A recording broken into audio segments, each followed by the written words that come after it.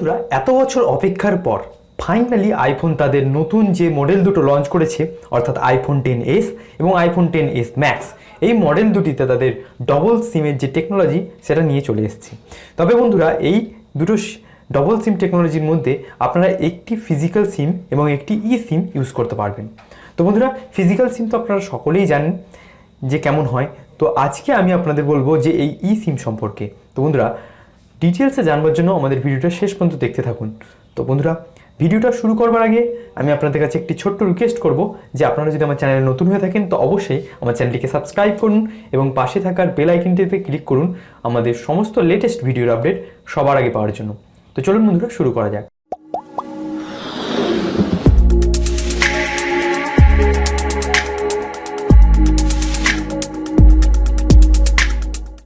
তো দেখুন বন্ধুরা, প্রথমেই বলবো এই ই সিমটা আসলে কি। তো এই ই সিমটা কোনো ফিজিক্যাল সিম নয়, এটি একটি ভার্চুয়াল নাম্বার অ্যাকচুয়ালি, এবং আপনার মোবাইলে একটি প্রিবিল্ড অর্থাৎ ইনবিল্ড একটি চিপ লাগানো থাকবে, যার একটি নির্দিষ্ট আইডি বা অ্যাড্রেস থাকবে।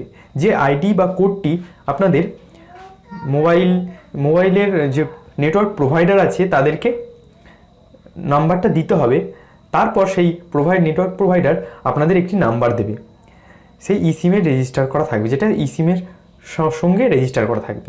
তো এই ক্ষেত্রে আপনাদের নেটওয়ার্ক প্রোভাইডারদের সার্ভিস সেন্টারে গিয়ে অথবা কল করে সেই নাম্বারটি বলতে হবে, অথবা নেটওয়ার্ক প্রোভাইডাররা আপনাদের একটি নাম্বার বা কোড দেবে, যেটা আপনার ই সিমের সাথে রেজিস্টার বা লিঙ্ক করাতে হবে। তো এইভাবে আপনারা আপনাদের ই সিমটাকে রেজিস্টার করাতে পারবেন। তো এই ই সিমের সুবিধা এবং অসুবিধাগুলো কী কী, তো সেটা এবার আমি আপনাদের বলবো।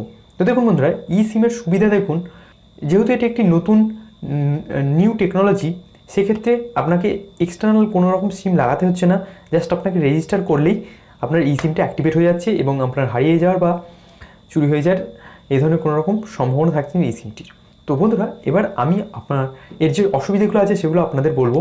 তো দেখুন বন্ধুরা, এই সিমের প্রথম যেটা অসুবিধা আমার মনে হয়েছে সেটা হচ্ছে এই ই সিমটাকে রেজিস্টার করার প্রক্রিয়া, এটা একটু জটিল বলে আমার মনে হয়েছে।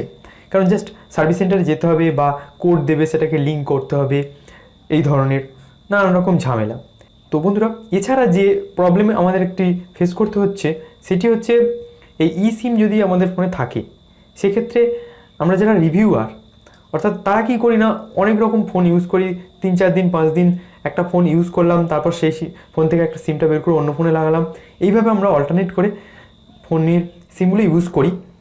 কিন্তু যদি ফোনে ই সিম থাকে, সেক্ষেত্রে আমাদের যদি সিমের নাম্বারটাকে চেঞ্জ করতে হয় বা মোবাইলটাকে চেঞ্জ করতে হয়, সেক্ষেত্রে আমাদের আবার সেই সার্ভিস সেন্টারে যেতে হবে, অথবা কল করে রেজিস্ট্রেশনের যে জটিল প্রক্রিয়া তার মধ্যে দিয়ে বারবার যেতে হবে। তো এক্ষেত্রে আমাদের যারা রিভিউয়ার আছেন তাদের একটি সমস্যার হতে পারে। তো বন্ধুরা, ই সিম সম্পর্কিত আপনার কোনো প্রশ্ন থাকলে আপনারা অবশ্যই কমেন্ট বক্সে আমাকে জিজ্ঞেস করতে পারেন।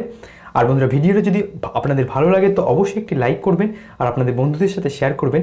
আর আপনি যদি আমাদের চ্যানেলে নতুন হয়ে থাকেন তো অবশ্যই আমাদের চ্যানেলটিকে সাবস্ক্রাইব করুন এবং পাশে থাকার বেল আইকনটিতে ক্লিক করুন আমাদের সমস্ত লেটেস্ট ভিডিওর আপডেট সবার আগে পাওয়ার জন্য। তো দেখা হবে বন্ধুরা পরবর্তী কোনো ভিডিওয় কোনো ইন্টারেস্টিং টপিক নিয়ে। ততক্ষণ পর্যন্ত ভালো থাকবেন। বাই।